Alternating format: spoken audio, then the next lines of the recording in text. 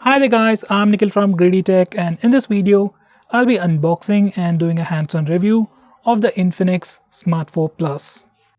So guys, here's the box, and this is the latest phone from Infinix in the Smart lineup, and this is the Smart 4 Plus, and this is how the overall packaging looks like. In fact, it looks pretty similar to all the other previous Infinix phones that we have unboxed. Now with that aside, Infinix is selling this phone online exclusively on Flipkart at 8,000 rupees.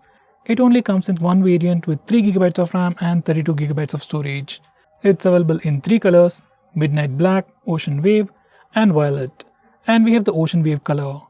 Now without any further delays, let's just head on with the unboxing.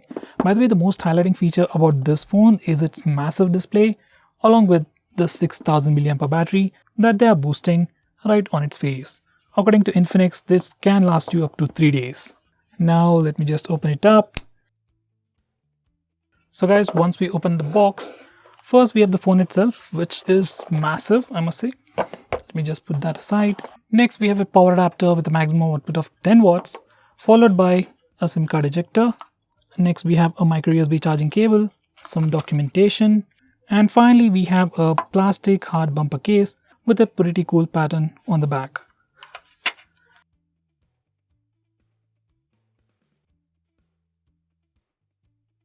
So guys, these are all the contents of the box. Now let me just put everything aside and come back to the phone. So here's the phone with a sticker on the front, just like previous Infinix phones, and they're boosting about 4 major things. One would be that massive display, next the bigger battery, face and fingerprint security features, and finally an 8-megapixel selfie camera, which should be pretty good. Let me just peel this off. And even on the back we have another sticker with IMEI numbers and some other information. So guys, this is how the phone looks on the back, and this is how it looks on the front. Now let's have a physical overview. On the back, this phone has a 3D curved fiberglass with a pretty cool reflective pattern on the back, which has multicolored textures. This is the Ocean Wave color, and it has a pretty good look to it. At the top left corner, we have the camera module with a dual camera setup along with a triple LED flash. You also have this small ring at the bottom which looks like a camera, but it isn't. That's followed by a fingerprint scanner, Infinix branding, and finally at the bottom it says Smart, designed by Infinix. On the front you get a massive display with a dewdrop notch protected by a 2.5D curved glass. By the way, there is no screen guard pre-applied, and the bezels are kinda big on the sides. Above the display we have the regular earpiece, and below the display we have a small chin, which is comparatively small, especially considering the price. Now for the sides, on the right side we have the power and volume buttons. They are made of plastic, they are sufficiently elevated and have a nice clicky feel to them.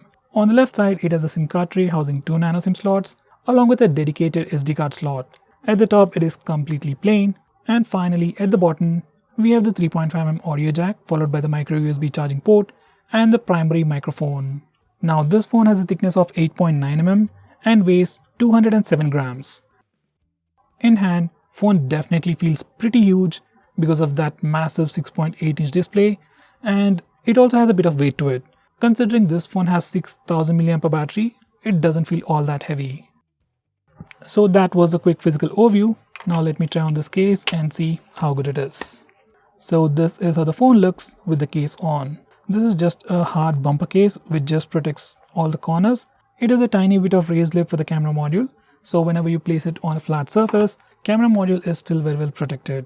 But on the front there is almost no raised lip, there is no kind of protection, so when you place your phone on its face, display is in contact with the surface and you will get the display scratched. So overall this case is pretty decent to get started with, but I'd recommend you to get a better case as soon as possible. Now these are the complete specifications of this phone. On the rear, this phone has a dual camera setup with a 13-megapixel primary camera with f1.8 aperture and a depth sensor. For selfies, you get an 8-megapixel camera with f2.0 aperture. On the front, you get a massive 6.82-inch HD Plus display with 90.5% screen-to-body ratio and 20.5:9 aspect ratio. Under the hood, it sports a MediaTek Helio A25 processor with PowerVR GE8320 GPU with 3GB of RAM and 32GB of storage. Right out of the box, it will be running a skinned version of Android called XOS 6.2 based on Android 10.0. Finally, powering this device, is a massive 6000 mAh battery. So guys, let me turn on the phone and set it up and come back to you in a second. So guys, this is how the phone looks once we turn it on and set it up.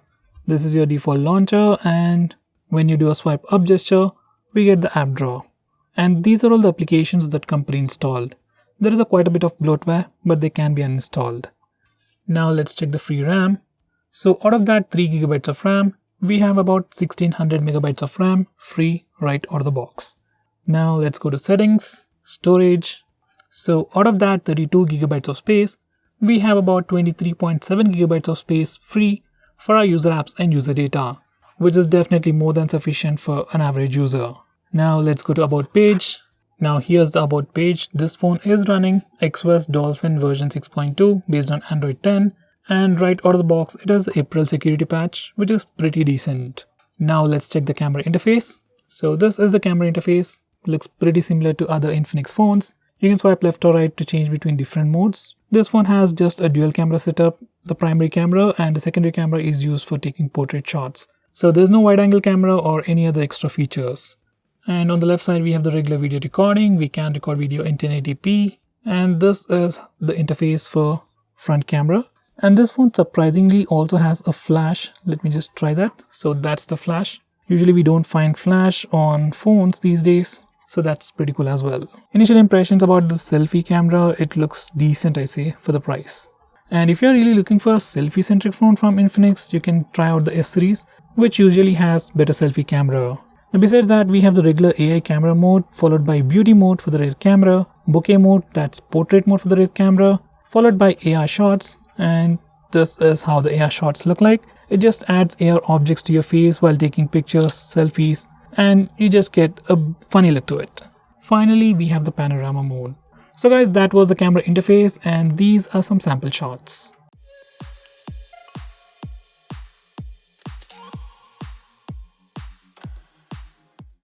Now let's test the fingerprint scanner. I've already set it up. So here we go. Fingerprint scanner is pretty fast, definitely usable, and it is pretty reliable as well. By the way, this phone is really massive, and because of that it's kinda hard to trace it at the beginning. Once you get used to it, it's definitely not going to be a problem, but as I've told, like, this phone is really huge. A quick reference, here's the Vivo V19 compared to the Infinix Smart 4 Plus. It's not about the features, it's about the size. So it's that huge. Anyway, let's test the face unlock feature. I've already set it up once again, and here we go. So in good lighting conditions, it is decently fast. It's not super fast like the Oppo and Vivo phones, but it's still pretty fast and usable.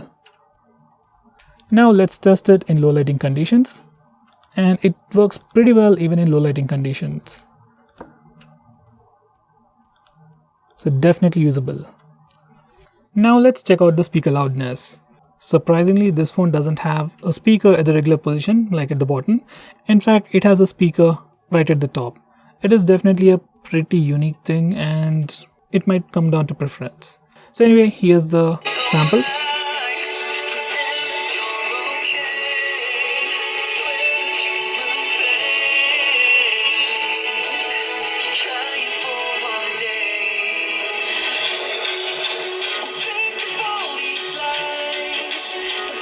Usually most phones have speakers at the bottom, and as this phone has it on the front, it has a different experience in a good way. Overall speaker loudness is not that great, but it is definitely sufficient for regular media consumption, ringtones and alarms. So no problem with regular usage. Now before I conclude, these are the benchmark scores. So guys, to conclude, for a price of 8,000 rupees, you are getting a pretty massive looking phone with a massive 6000 mAh battery and pretty decent performance as well. I've just been using it for a few minutes and everything feels buttery smooth. Well, it's a brand new phone, but still everything works pretty smoothly. There's no lag whatsoever. And at this price, you're also getting 3 GB of RAM and 32 GB of storage along with other cool stuff. So for a price of 8,000 rupees, Infinix Smart 4 Plus is definitely a pretty good pick. So guys, what do you think about this phone? Do let me know by commenting below this video, and if you're planning to buy this phone, use the link in the description. It always helps the channel.